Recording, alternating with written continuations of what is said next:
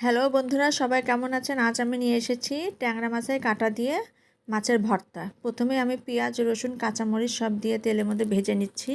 এরপরে কাঁটাগুলো আমি করে রেখেছিলাম, লবণ হলুদ দিয়ে মেখে রেখেছিলাম, সেগুলো তেলের মধ্যে দিয়ে ভেজে নিব মশমশা করে।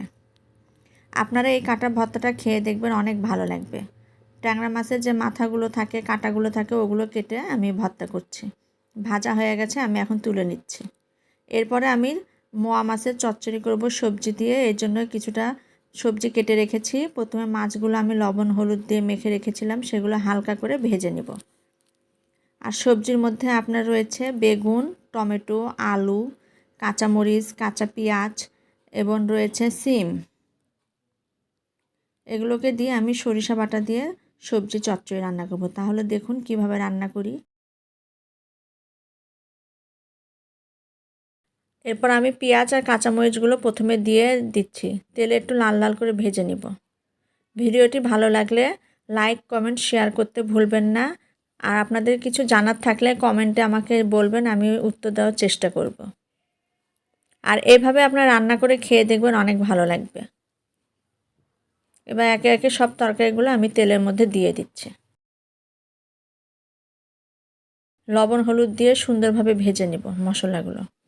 এবার আমি লবণ আর হলুদ দিয়ে একটু আস্তে করে ভেজে নিব। ঢাকা দিয়ে দিচ্ছি। কিছুক্ষণ পর ঢাকনা তুলে দেখব কী অবস্থায় রয়েছে। দেখুন কি সুন্দর মোলায়েম হয়ে গিয়েছে। এরপর আমি হালকা করে নাড়াচাড়া করে মশলাগুলো দিয়ে দেব। সরিষা বাটা দিচ্ছি, 2 চামচ পরিমাণ দিলাম।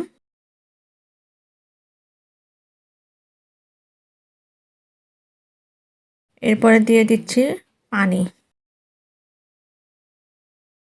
ধনেপাতা দিয়ে দিচ্ছি। এরপরে মাছগুলো উপর দিয়ে বিছিয়ে দিব।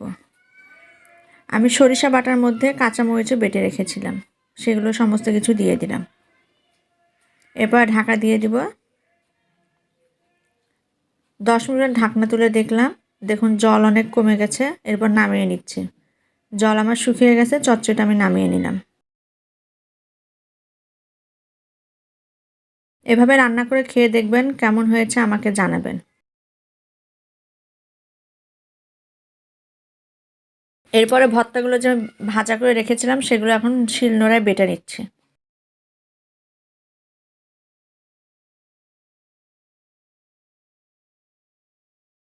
শিলনোড়ায় 2-3 বার বেটে নিব, তাহলে ভর্তাটা আরও সুন্দর মোলায়েম হবে, খেতেও ভালো লাগবে।